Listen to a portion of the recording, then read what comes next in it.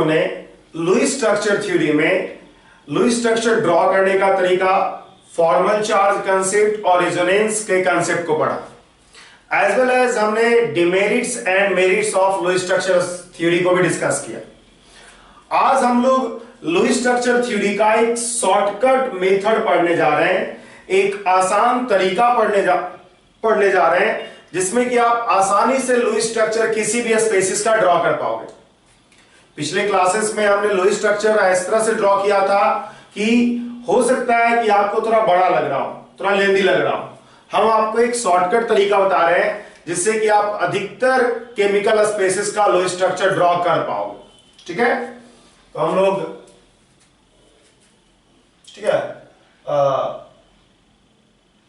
Drawing Lewis structure.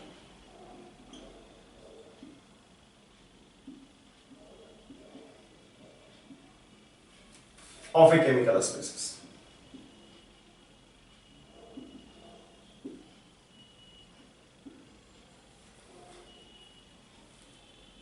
किसी भी chemical species का लुईस स्ट्रक्चर कैसे ड्रॉ करेंगे इसको हम लोग सीख रहे हैं।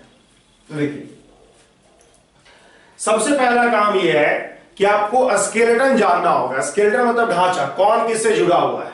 ठीक है, तो पहला स्टेप तो आपको जानना होगा डिटरमाइन द स्केलेटन। और स्केलेटन हमने बता दिया था किस तरह से आप लोग करोगे। वैसे हम दोबारा बता देते हैं कि सम एटम्स लाइक, इसके लिए स्केलेटन के लिए आप यही करोगे, some atoms like hydrogen fluorine always act as terminal atom.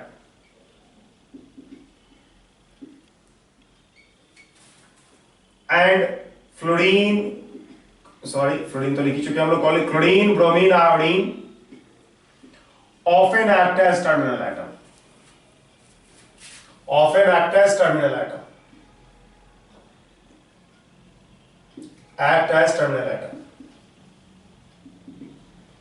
ये बात हमने बताया था स्केलेटन डिटरमाइन करते वक्त। और अगर more than one atom central atom की तरह बिहेव कर सके तो उस एटम को हम सेंट्रल एटम की तरह लेते हैं जो लेस इलेक्ट्रोनेगेटिव। ठीक है, less electronegative atom will act as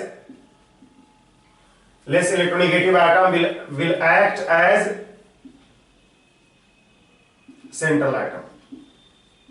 ये दो चीज को गौर कीजिएगा कि दो स्टेप है स्केलेटन डिटरमाइन करने में। एक तो कुछ एटम टर्मिनल एटम की तरह होगा, उसको किनारे रखना है। और अगर more than one atom central atom की तरह हो तो उस एटम को हम लोग सेंटर पर रखते हैं जो लेस इलेक्ट्रोनेगेटिव। जो ज्यादा इलेक्ट्रोनेगेटिव होगा उसको हम लोग बीच में रखेंगे ताकि हमारा लुईस स्ट्रक्चर सही बने। ये है। अब गौर कीजिएगा दूसरा कि हम लोग एटम्स को डिवाइड करते हैं कि कौन मोनोवैलेंट है, कौन डाईवैलेंट है, कौन ट्राईवैलेंट है।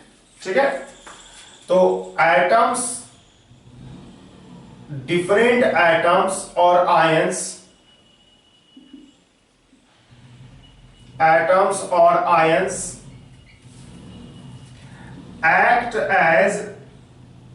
act in different ways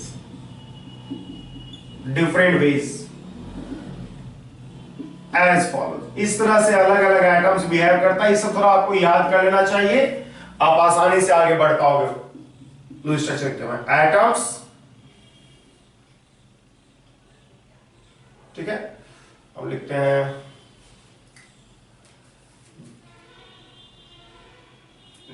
nature of spaces. पहले लिखते हैं नेचर ऑफ स्पेसिस और एग्जाम्पल। कौन कौन सा आइटम जो है उस तरह से बिहेव करेगा, आयन बिहेव करेगा। जैसे देखिए, बात अगर हम मोनोवैलेंट की करते हैं, मोनोवैलेंट कौन कौन सा है? मोनोवैलेंट होगा हाइड्रोजन, फ्लोरीन। ठीक है, एज टर्मिनल एटम की बात कर रहे हैं, सेंट्रल एटम की बात नहीं कर रहे हैं। ठीक है, फ्लोरीन, क्लोरीन, ब्रोमीन, आयोडीन, ये सब मोनोवैलेंट एटम है। इसके अलावा और भी कुछ स्पेसीज है जो मोनोवैलेंट की तरह बिहेव करेगा, जैसे O-, अगर O माइनस कहीं पे है तो वो मोनोवैलेंट की तरह बिहेव करेगा। अगर कहीं पे N2 माइनस है, अगर कहीं पे N2 माइनस है तो वो भी क्या होगा, मोनोवैलेंट की तरह बिहेव करेगा। हम लिखते हैं डाईवैलेंट, ऑक्सीजन सल्फर सिलेनियम, ठीक है, डाईवैलेंट है। अगर नाइट्रोजन पे हम 1 माइनस दे दें तो वो डाईवैलेंट की तरह बिहेव करेगा। अगर हम लिखते हैं trivalent,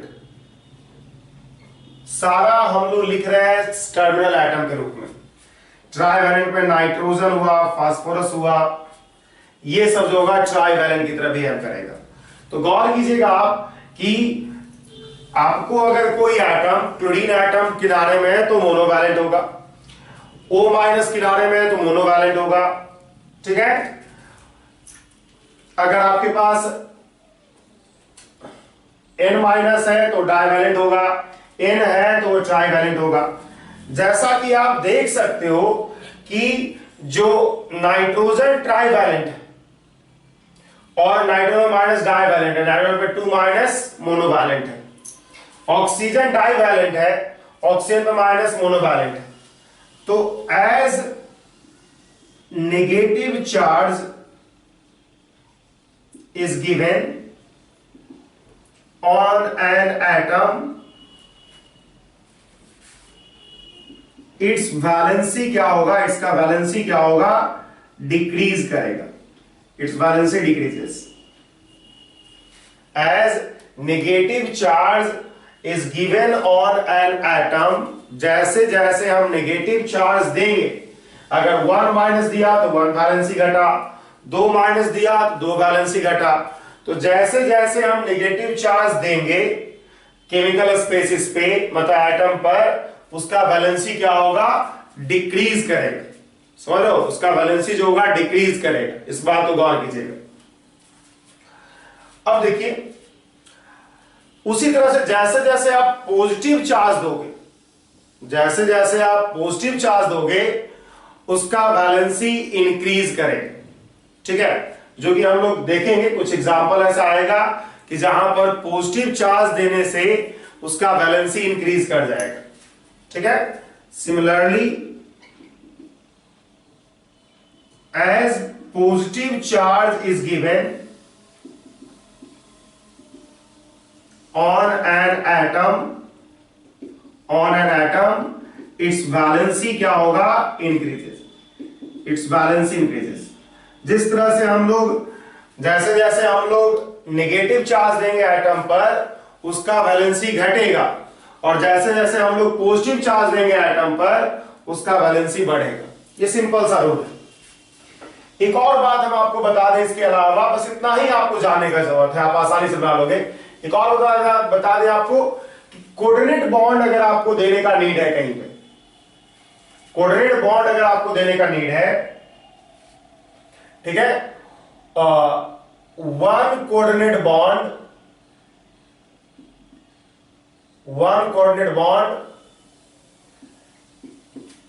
is equivalent to double bond, is equivalent to 1 double bond. 1 coordinate bond जो होगा इक्विवेलेंट होगा डबल बॉन्ड। एक कोऑर्डिनेट बॉन्ड जो होगा इक्विवेलेंट होगा 1 डबल बॉन्ड, ठीक है। डबल बॉन्ड को आप एक कोऑर्डिनेट बॉन्ड से रिप्लेस करोगे, ठीक है। डबल बॉन्ड को आप क्या करोगे, कोऑर्डिनेट बॉन्ड से रिप्लेस करोगे, ठीक है। यही जो है आपका तरीका है लुईस स्ट्रक्चर ड्रॉ करने का। उसके बाद आपको याद ये रखना है कि एलिमेंट्स,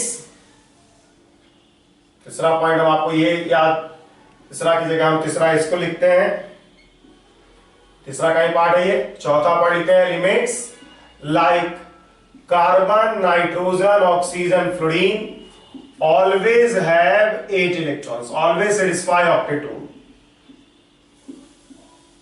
इसको ध्यान रखना है आपको। एलिमेंट्स ऑफ थर्ड पीरियड, ठीक है, और हायर पीरियड, थर्ड पीरियड और हायर पीरियड, जैसे कि आप जानते हो sulphur, chlorine, bromine, iodine, phosphorus, selenium, arsenic etcetera, ये सब क्या होगा, can have more than 8 electrons in their valence cell. Valence shell में 8 से ज्यादा इलेक्ट्रॉन रख सकता है। और एलिमेंट्स लाइक, कुछ एलिमेंट जैसे बेरिलियम बोरोन कम रखता है। और एक चीज और कि elements like beryllium boron has less than 8 electrons in their valence shell. In their valence shell. Valence shell में 8 से कम इलेक्ट्रॉन रहता है सब, ठीक है। तो यही चीज हम लोग इतना ही पॉइंट को यूज करेंगे। बस आपको यही जानना है कि स्केलेटन क्या होगा, कौन एटम मोनोवैलेंट है, कौन एटम डाईवैलेंट है, कौन एटम ट्राईवैलेंट है। नेगेटिव चार्ज किसी एटम पे देते हो तो उसका वैलेंसी क्या होता है, घटता है। पॉजिटिव चार्ज देते हो तो बढ़ता है। उसके बाद अगर आपको कहीं कोऑर्डिनेट बॉन्ड देने का हो तो डबल बॉन्ड की जगह एक कोऑर्डिनेट बॉन्ड दोगे।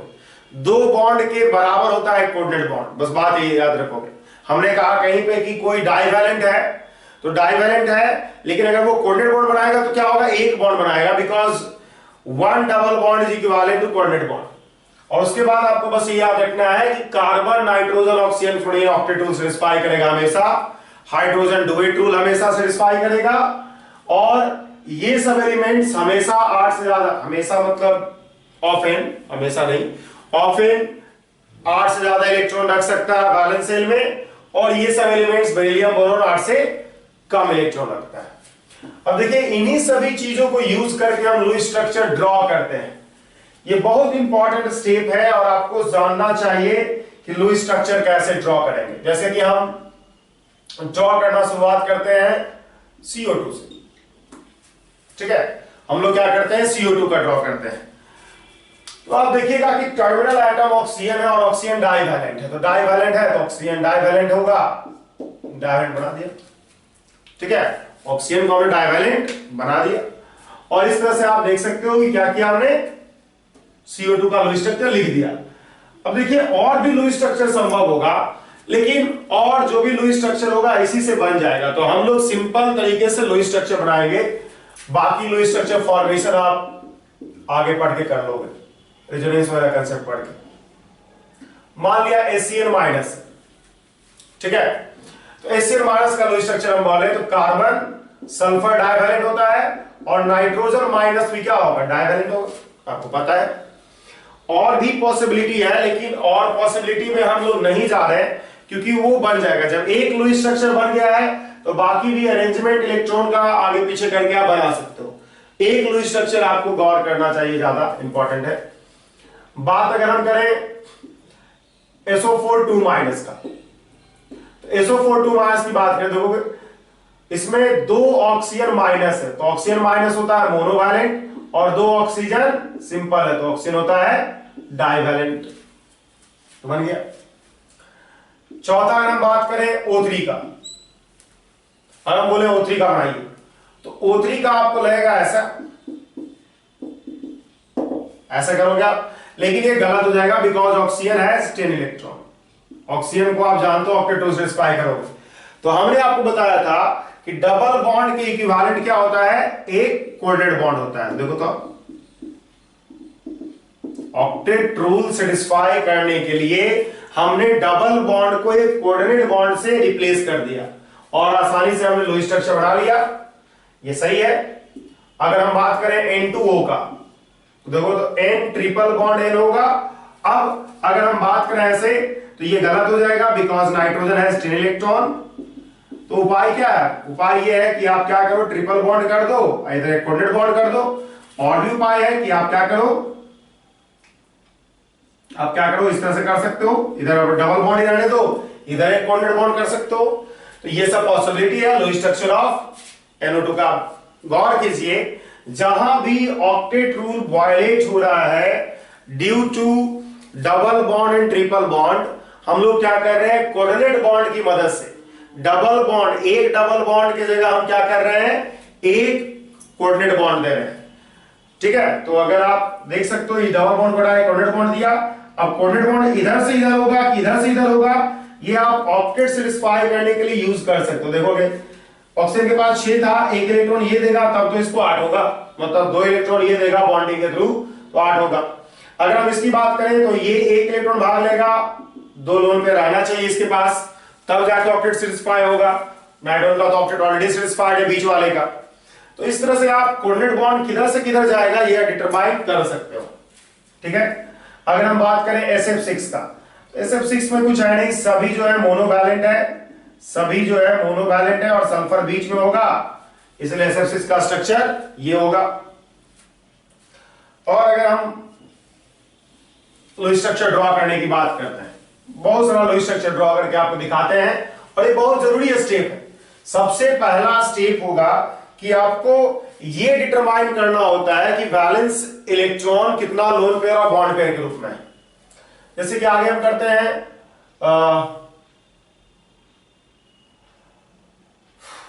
ICl2 माइनस, ठीक है, ICl2 plus, PCl5, PCl6 minus, ठीक है, PCl4 प्लस, IOCl3,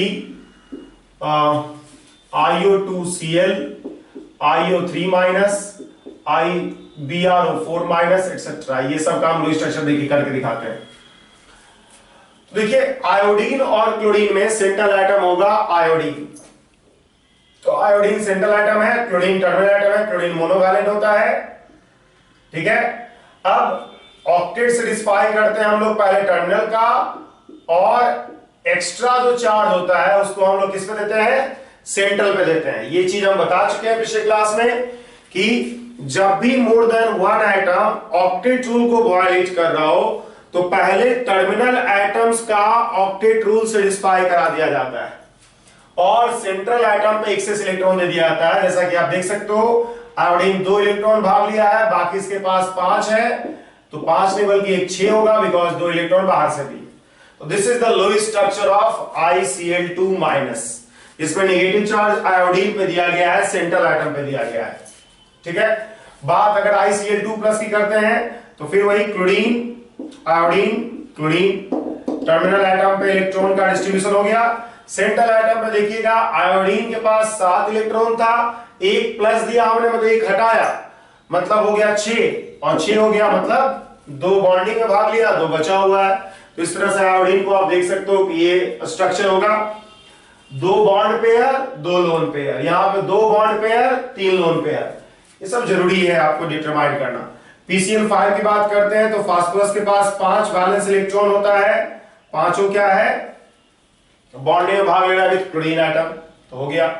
अगर हम PCl6 माइनस की बात करते हैं तो माइनस देने का मतलब एक्स्ट्रा एक चार्ज दिया हमने फास्फोरस पे, एक्स्ट्रा जो भी चार्ज होता है सेंट्रल एटम पे दिया जाता है, जैसा कि आपको पता हो। ठीक है, जो भी एक्सेस चार्ज है जब मोर देन वन एटम, इन सभी केसेस में क्लोरीन भी 8 से ज्यादा रख सकता है, आयोडीन भी रख सकता है, क्लोरीन भी रख सकता है, फास्फोरस भी रख सकता है। तो गौर यही करना है इन सभी केसेस में कि टर्मिनल एटम पे ऑक्टेट रूल सेटिस्फाई कराओगे और सेंट्रल एटम पे मोर देन 8 इलेक्ट्रॉन्स आप रख सकते हो, रखोगे अगर आपको जरूरत पड़ा तो रखोगे। PCl4 प्लस की बात करते हैं तो फास्फोरस के पास 5 इलेक्ट्रॉन था, एक हटा दिया गया तो बचा कितना, 4, चारों बॉन्डिंग भाग लिया, ऑक्टेट सेटिस्फाई कर रहा है। IOCl3 की बात करते हैं, देखिए IOCl3 में गौर कीजिएगा, आपके पास ऑक्सीजन है जो कि डाइवैलेंट होता है, तो डाइवैलेंट हो गया, और 3 क्लोरीन, जो 3 क्लोरीन इस तरह से जुड़ गया। अब गौर कीजिएगा क्या आयोडीन के पास लोन पेयर होगा, तो देखिए 1 2 3 2 5, तो आयोडीन के पास एक लोन पेयर भी होगा, इस बात को गौर करना आपको। आयोडीन के पास एक लोन पेयर भी होगा बिकॉज आयोडीन के पास 7 वैलेंस इलेक्ट्रॉन था, 5 सिर्फ भाग लिया है। टर्मिनल वाले पे आप आसानी से डिस्ट्रीब्यूट कर, टर्मिनल वाले पे हम जान रहे हैं ऑक्टेट रूल सेटिस्फाई कराना है, इसलिए उसको हम लोग नहीं गौर कर रहे हैं क्योंकि वो 8 इलेक्ट्रॉन के कॉरस्पॉन्डिंग रखेगा। ठीक है, IO2Cl की बात करते हैं, देखोगे IO2Cl में 2 डबल बॉन्ड और एक सिंगल बॉन्ड, देखो तो कितना इलेक्ट्रॉन हुआ, 1 2 3 4 5, 2 इलेक्ट्रॉन रहेगा। ठीक है, अगर हम IO3 माइनस की बात करें तो एक माइनस है, इसका मतलब दो इसमें क्या होगा, ये होगा, और एक जो होगा माइनस, O माइनस जो होता है सिंगल बॉन्ड बनाता है और O जो है डबल बॉन्ड बनाता है, और यहां पे एक लोन पेयर रहेगा।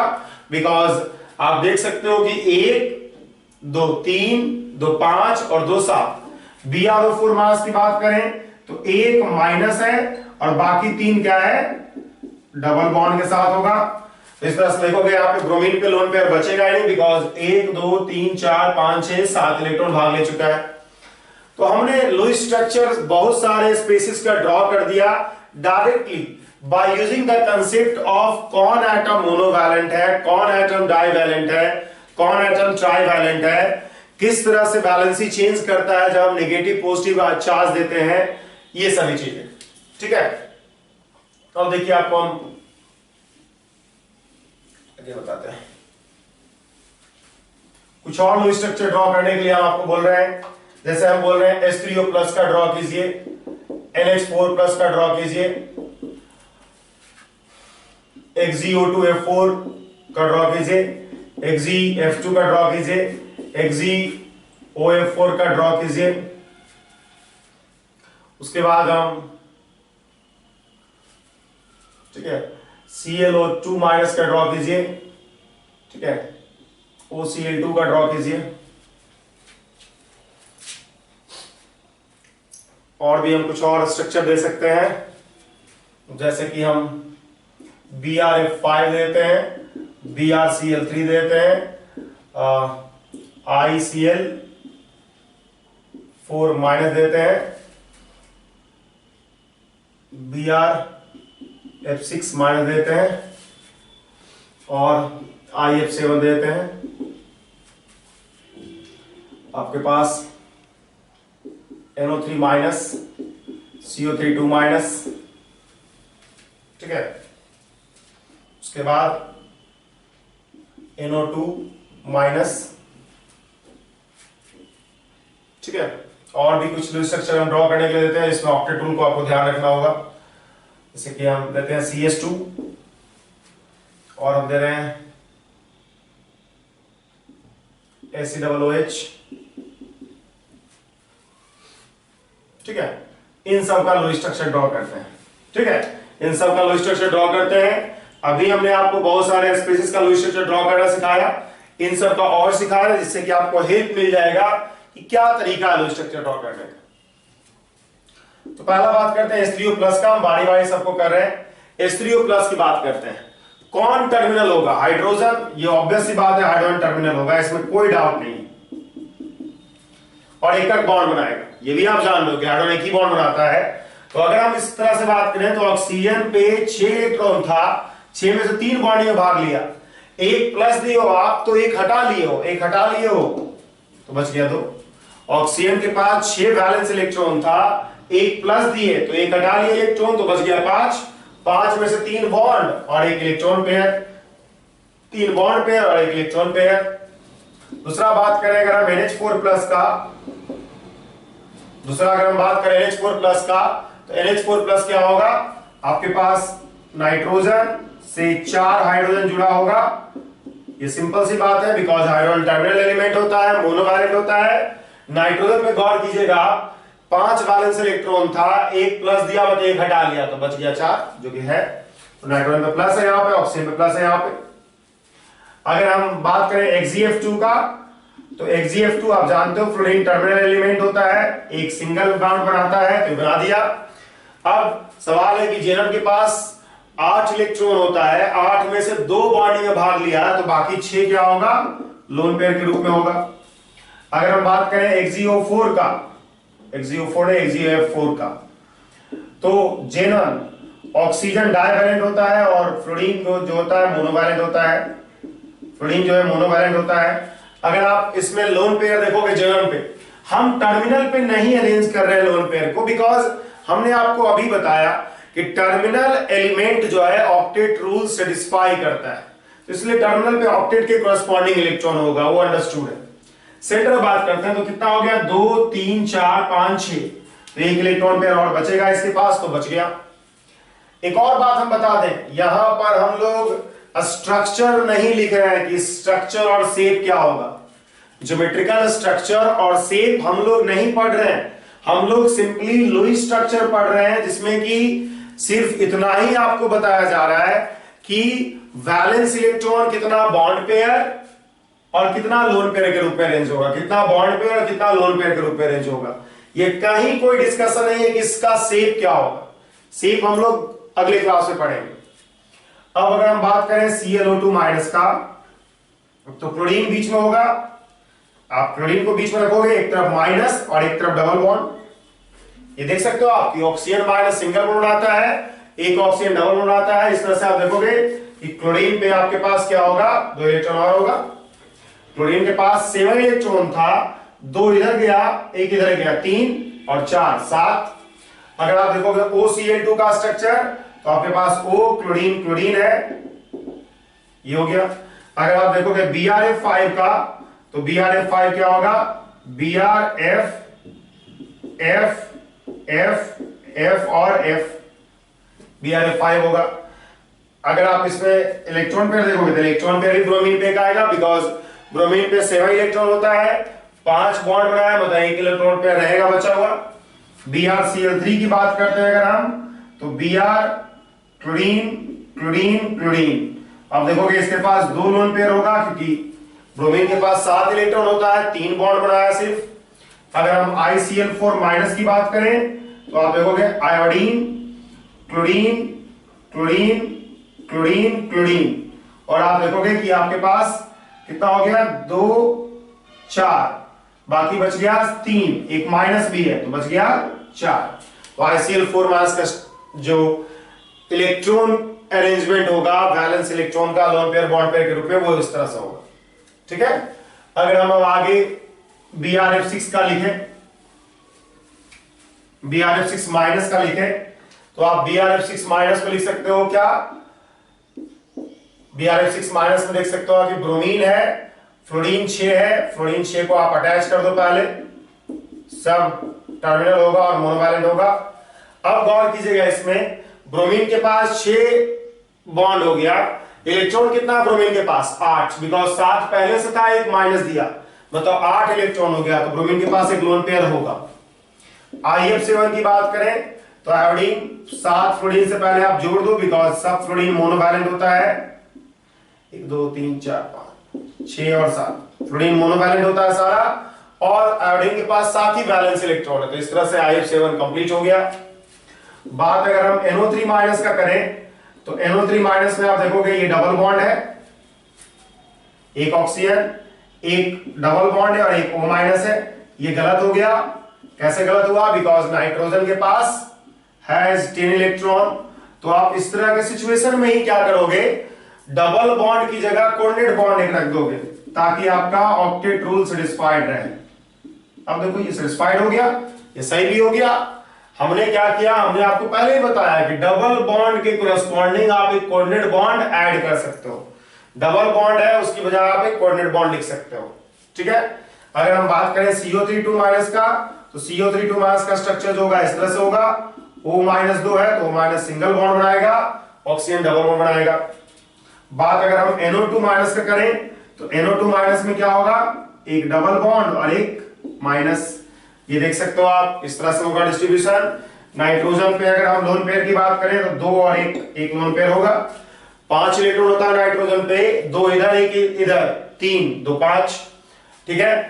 अगर हम इस तरह से CH2 की बात करें, एसिड और OH की बात करें, तो सभी का लुईस स्ट्रक्चर हम लोग आसानी से लिख सकते हैं। CH2 की बात करते हैं तो सल्फर डाइवैलेंट होता है, हो गया। एसिड और OH की बात करें तो हाइड्रोजन जो है टर्मिनल एटम होगा, कार्बन जो होगा सेंट्रल होगा, OH, इस तरह से हो गया। ठीक है। तो आप ये आसानी से देख सकते हो कि लुईस स्ट्रक्चर को बहुत स्मॉल स्टेप में डायरेक्ट लिखा जा सकता है bye examining the nature of different atom and different ion. अलग अलग एटम का, आयन का नेचर जान करके कि क्या उसका नेचर होगा, किस तरह से वो बिहेव करेगा, मोनोवैलेंट होगा, डाइवैलेंट होगा, ट्राइवैलेंट होगा, ये स्केलेटन जान करके कौन ऑक्टेट रूल सेटिस्फाई करेगा, कौन नहीं कर सकता है, ये सब जान करके आप Lewis structure of any species आसानी से ड्रॉ कर सकते हो। ठीक है।